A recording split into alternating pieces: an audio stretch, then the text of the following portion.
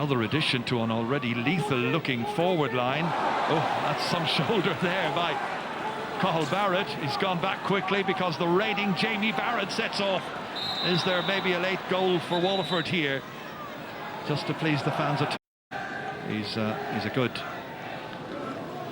40 metres out. Strikes it well. 2 pointed frees in a row then for him. They go short to James Barry from Upperchurch, Drumban. Big one down into that inside forward line. Hugely influential today, hugely successful as well. Calnan, they got 5. 111 for the marvellous Seamus Calnan. Can you believe it? That is his 24th ever championship goal in a remarkable career on a day when Tip have been hot and Waterford have been flat as could be and are well beaten. 5-17 now to 12 points. Yeah, look, it was a fortuitous enough break out to him, but he read it well, picked it up and just totally ruthless, and that's what Tip have been in the second half. Callan's been on fire. That's a brilliant finish. And you know, I think he'll be thrilled with, after last year he was completely blotted out of the game by the 2 men marking him, but today he's really had an outstanding game, particularly in the second half. Jamie Barron knocking it into the corner here. Shane Bennett. Again, when he gets up, when he tries to go forward, 2 backs against him, blocking the route to goal. Colin Dunford has pace, challenged high, referee gave him an advantage. Can't avail of it, so the referee is probably going to bring it back and give a free into Waterford. Correct decision. Whether it's in goals and points or just in points, it doesn't make a very pretty reading if you're a Waterford fan here. And we're into the red at this stage, so time added on, 4 minutes of added time.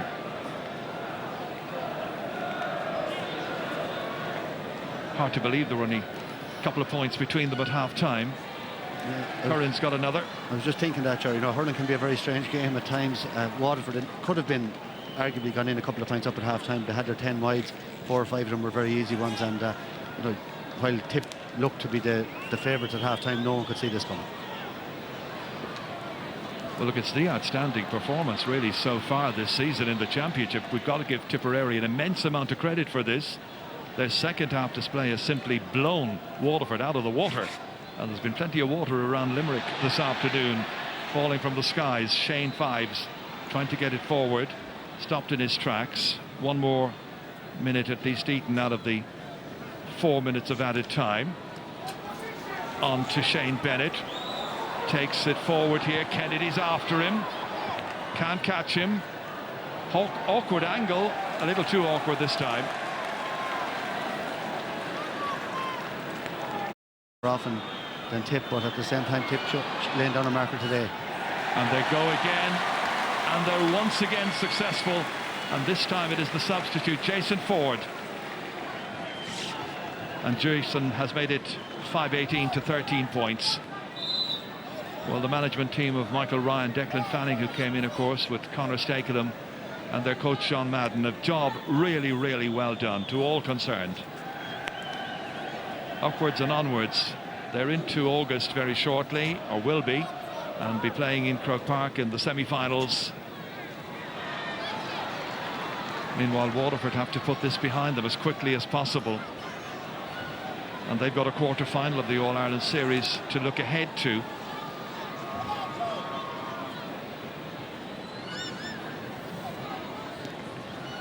Conor Gleeson clearing that one out. Over Jake Dillon's head. Dunford trying to pick it up. Too many Tip players around him. Mickey Cahill trying to prod it away. Succeeds in his task. Finally back out here as far as Michael Breen, the 21-year-old. Puts the pressure down there on that back line with Conor Gleeson again involved. Saw some action in this year's Alliance League. And that is a remarkable shot from right out on the sideline there. A really good score. And the point scorer, Aidan McCormack, 23-year-old, scoring in his very first championship match here. Nice place to do it, nice time to do it, right at the end of the Munster final. Yeah, you can see it meant a lot to him, but again... No, when I was getting up this morning, I wasn't envisaging anything like that. I suppose despite the scoreline, it was still a massively tough game, and we just stuck to our task and we just worked really hard. And the breaks go for you some days, I suppose, and when you work, I think they fall for you that bit more. And we just had a huge work rate, and thankfully things paid off for us in the end. You did get those 3 goals, though. Does any of them in particular stand out for you? Well, I suppose the first one was probably a little bit important. I think we could have been 2 or 3 points down at the time, and it was just to keep us in the game because they were starting to get on top. And I suppose at the time it was just an important score for us as well. Yeah. Just briefly, were you supposed to take the penalty? Well, it wasn't pre-told, I suppose. I wasn't really sure. Myself and Shamey we weren't really sure and just got the nod from the line, I suppose. And it was nearly only barely went in. He got a touch in it, but I think the wet ball crept in for me. Anyway. Yeah, it was all about luck. John McGrath, well done. 3-2 today. Thanks very much. Thanks, Joanne. Well, it wasn't exactly a great Munster hurling final, was it? But for young John McGrath there, it was certainly one for him to remember. Scoring in a Munster final, 3 goals and 2 points. And congratulations to him and indeed to his Tip colleagues on a fantastic win and retaining their Munster crown. Gerard Nan and Henry Shefflin are here with me in our studio as we watch the presentation is about to happen down there on the pitch. But Gerard, there was 2 points in it at half-time. Tip leading by 2 points. Waterford had missed several chances. What happened in the second half? Well, it happened in the first half, really, Michael. It was over at half-time. You could see that. The Waterford system had collapsed. The players' touch was very tentative. Nothing like the drive or confidence or even, the interplay that they had before. So many turnovers, so many balls going astray. Tip are so cute, that they were prepared. None of their forwards scored for play in the first half. They were just prepared to see it out till half-time because they knew they had this gale behind them in the second half. So once the second half started, they just opened it up and they played the ball so direct into their full forward line. Michael is pointing out there how many scores that young McGrath got a corner forward. He got 3 goals and 2 points. And Callan got 14 points from their full forward line. Now, can you imagine a Waterford team, their full forward line, ever getting anything like that? Well, they won't because they're not inside there. They're out there. So traditional hurling won the day. All right, that's as you can see, the Tip players are going up onto the stand. The presentation of the trophy. He is an outstanding captain, as Jerry says.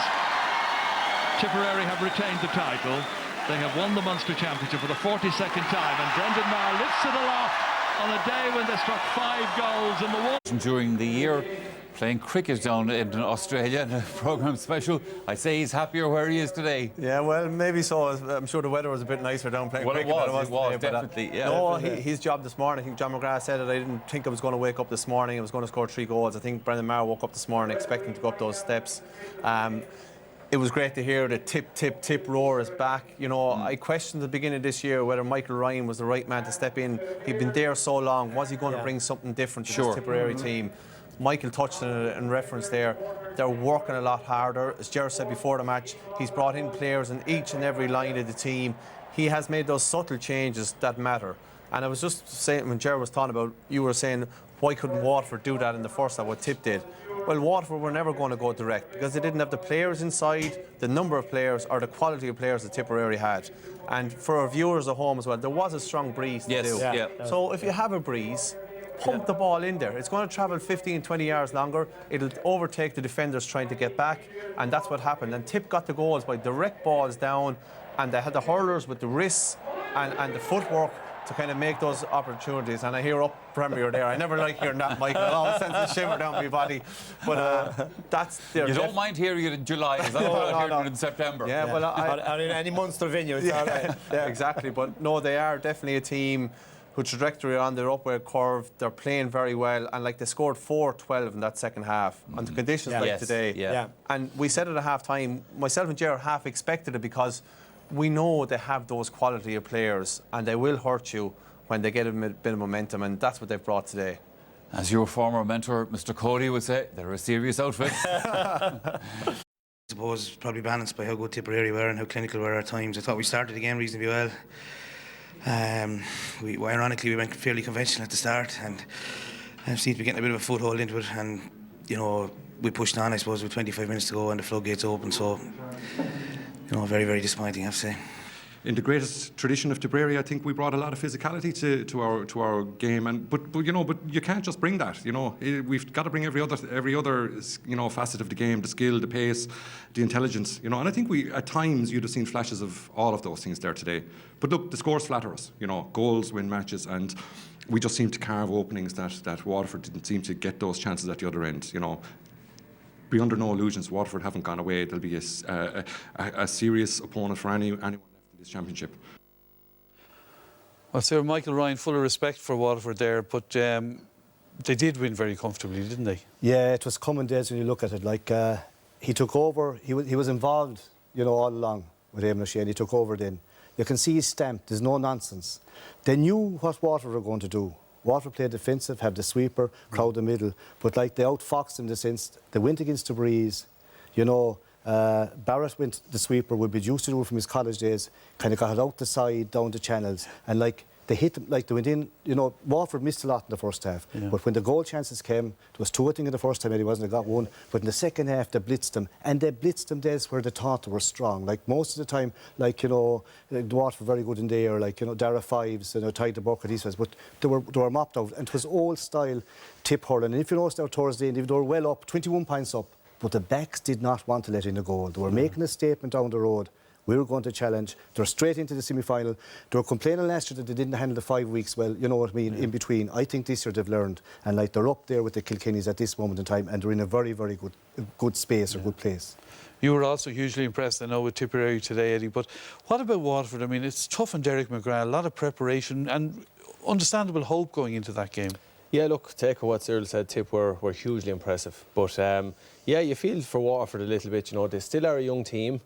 They have a system of play that they want, that they believe in. Derek McGrath has gone with it. And love it or hate it, that's the system you go with and you stick with that. I'd love to see them playing a little bit more adventurous. I think they have the firepower to certainly trouble opposition. But probably what's going to be a big challenge for Waterford now is to pick their confidence up off the ground, because that's a shattering defeat today. They're going again in 2 weeks' time. The build-up to championship matches means that there's a come-down afterwards, and it does take a few days to come down from the high of that. So they're going to be fierce disappointed tonight. So Derek McGrath, how he manages them now over the next fortnight is very, very important now. He needs to pick up himself. Yeah. See, there's the thing, he has to do 2 things.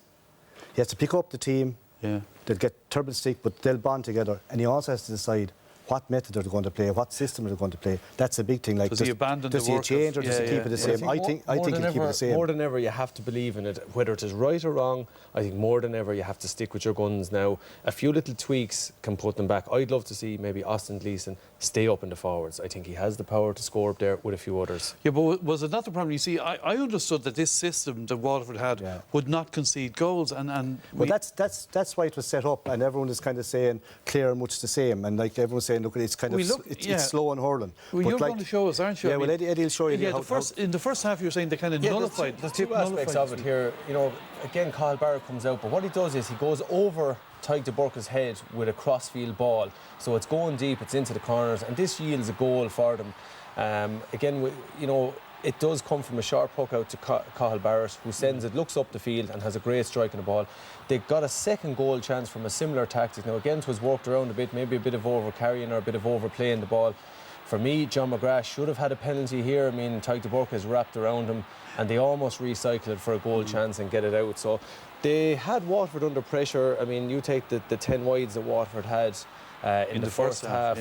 But you have to look at, I think, the writing was slightly on the wall for Waterford in that Tip were pressing them. They were smart with what they'd done.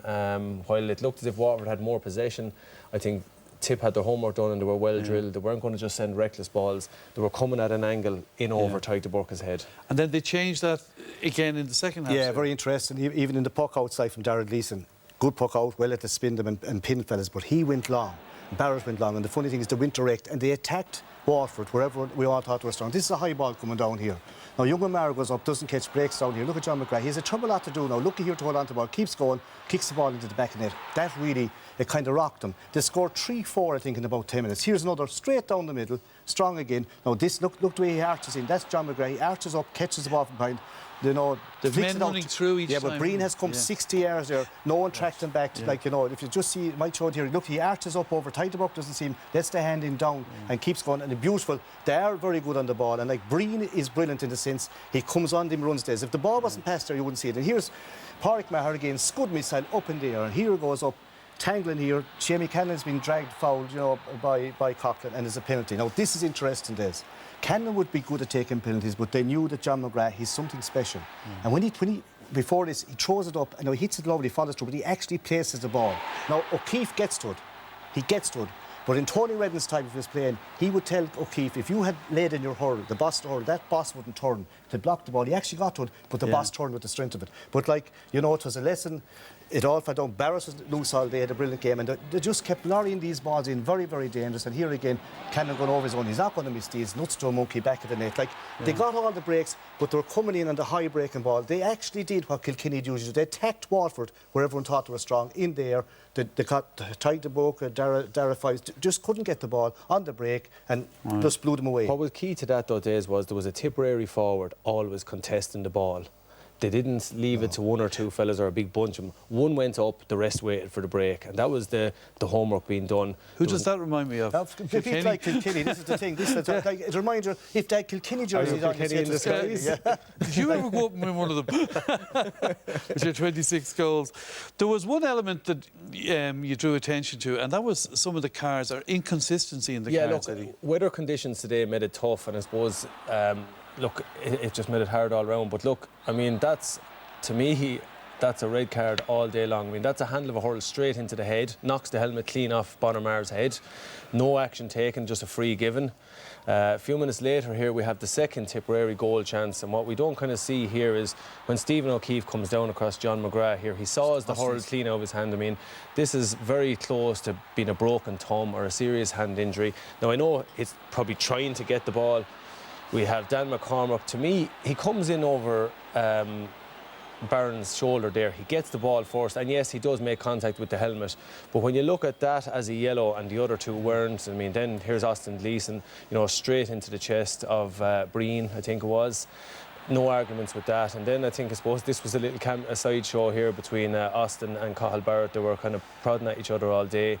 But as Cathal Barrett looks away. Look, you can see he draws back straight across his knee. He has that guilty I done nothing look about him afterwards.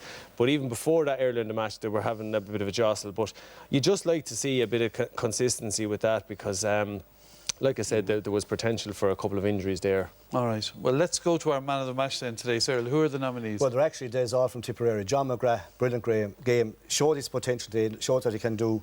Shamie Canlon back to form, again, is nearly player of the year for the last few years. And Cathal Barrett having the year, he's having the season of his life, really. They're all from Tip and they all deserve to be nominated.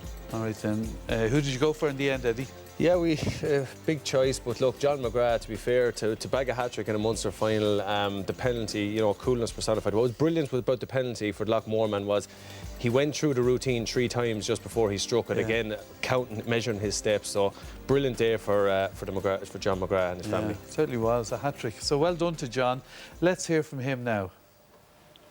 John, what's it like to score a hat-trick in a Munster hurling final? I suppose, to be honest, it hasn't really sunk in yet. I suppose when I was getting up this morning, was the last thing on my mind. I suppose just working hard for the team was all I was thinking about, and